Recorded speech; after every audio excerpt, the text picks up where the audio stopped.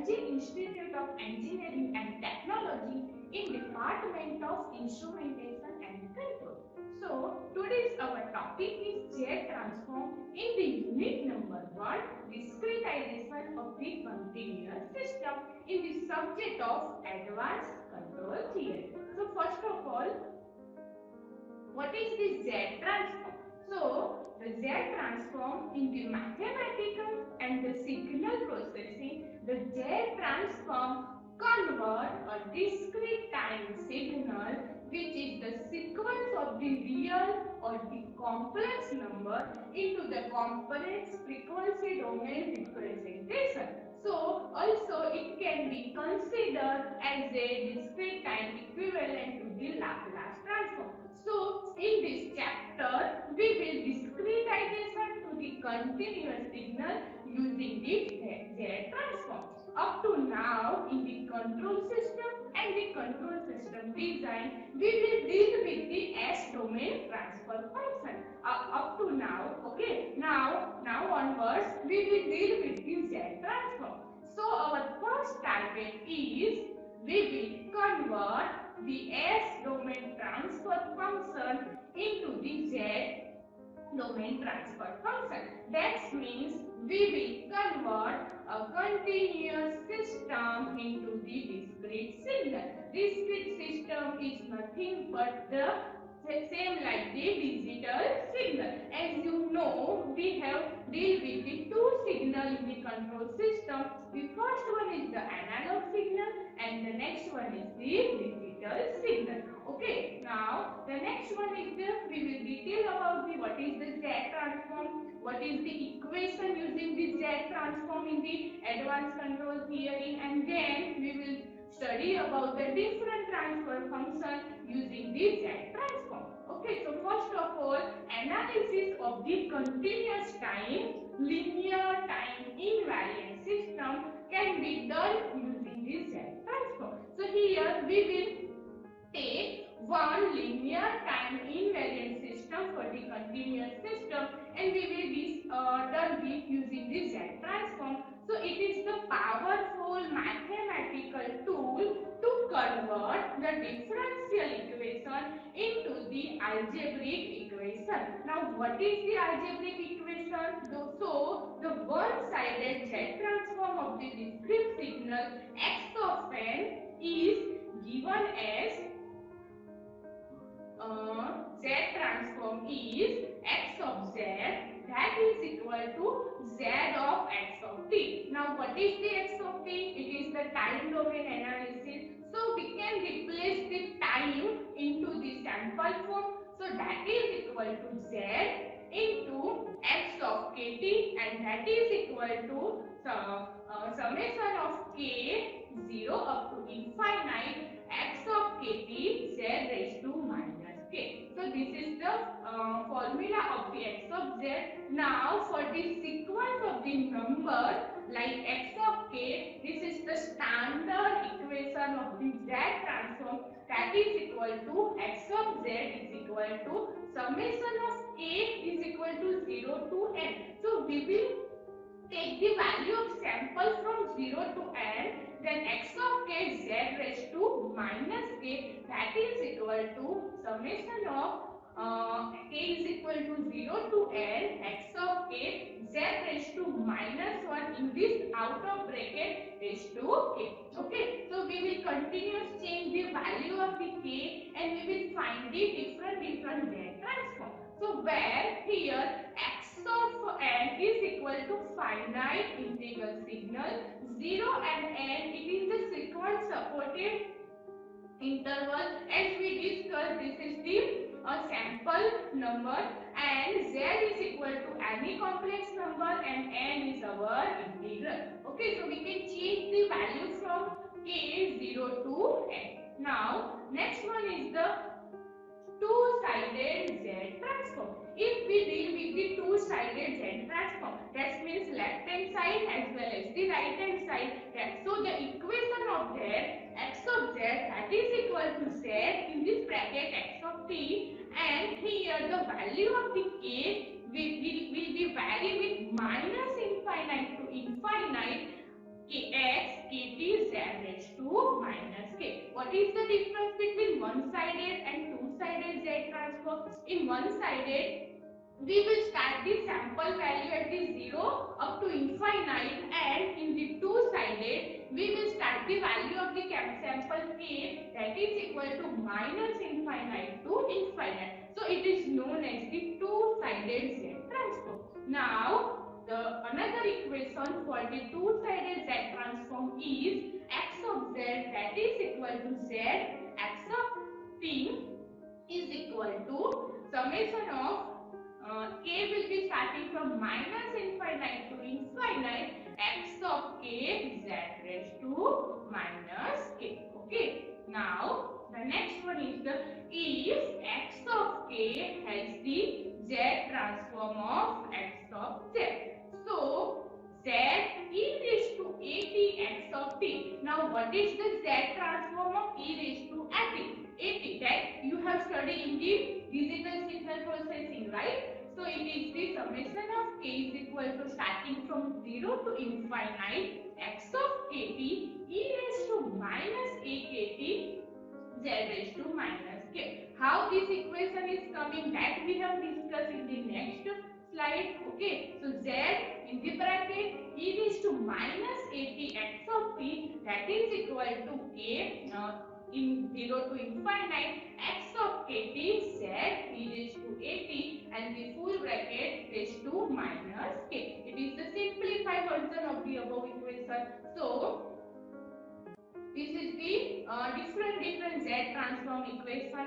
Now different property of the ROC of the z transform. Which property is there? So ROC of the z transform is indicate which circle in the z plane. So we have to decide using the transfer function and what is the ROC of the particular this transfer function. So ROC does not contain any poles or the zero if x of n is the finite duration causal sequence or the right sided sequence, then the ROC is the entire z plane except at z is equal to 0. So if we have a finite number duration causal sequence and or it is a right side sequence, that time the ROC is entire z plane except z is equal to 0. The another condition is if x of n is a finite duration anti-causal sequence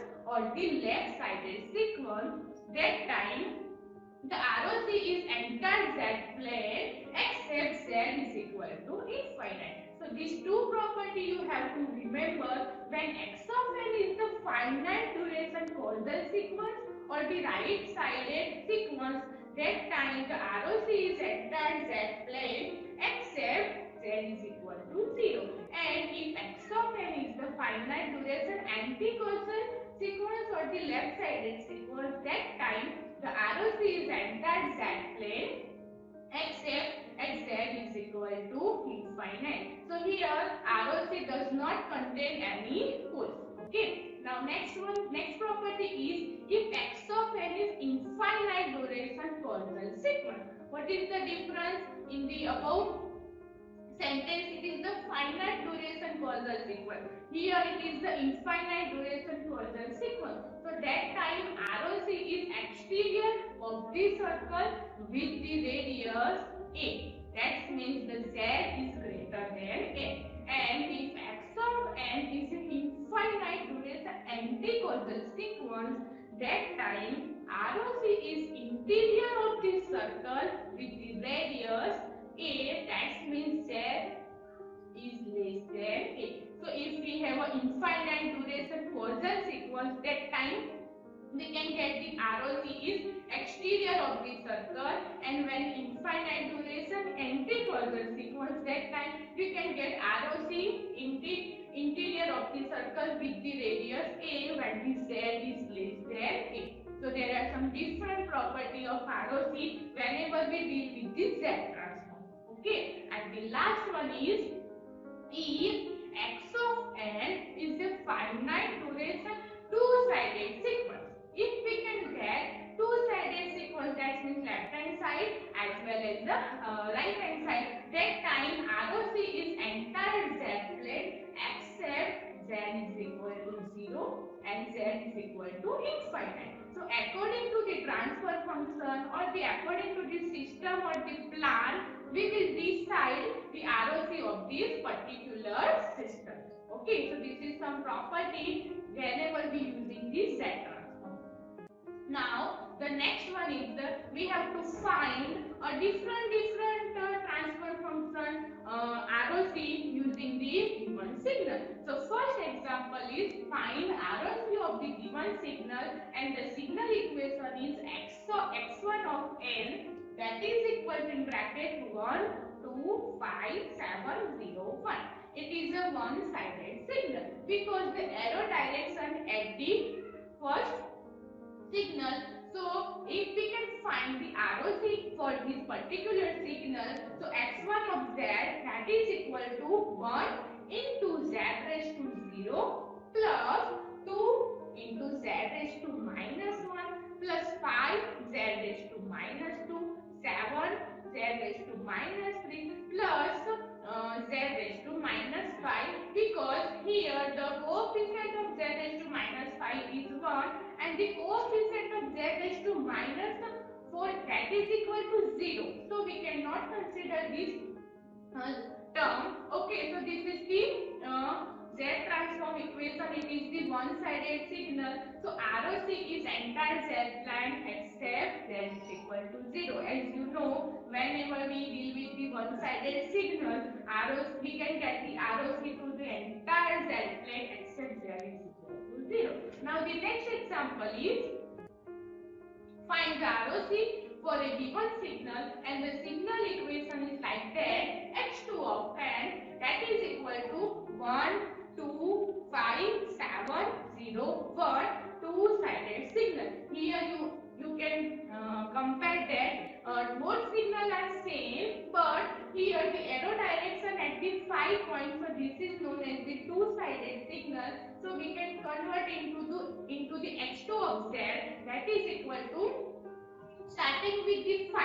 So 5 into z raised to 0. In the left hand side signal, the equation will be like that: z square plus 2z plus 5 plus 7z raised to minus 1 plus 0z raised to minus 2 plus 8z raised to minus 3. So this is the Z transform conversion of this given signal. Now we have to find the ROC for the given signal, and as you know, whenever the signal is two-sided, the ROC will be entire Z line except Z is equal to 0 and the Z is equal to infinite. Okay, now next one is find ROC for the given signal, and given signal is the impulse signal. Now x3 of n, that is equal to impulse signal, and as you know, the Z transform of the impulse signal is 1. So x3 of z, that is equal to 1. So we can get the ROC to the entire Z plane. Clear? Now the next one is find the ROC for the given signal, and the given signal equation is x4 of n, that is equal to delta in the bracket n minus k greater than 0. As you know, whenever we deal with the n minus k sample, it is the delay sample.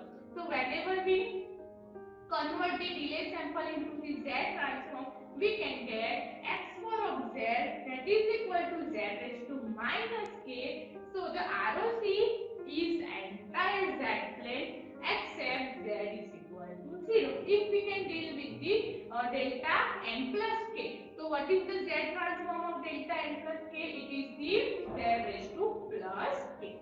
Okay.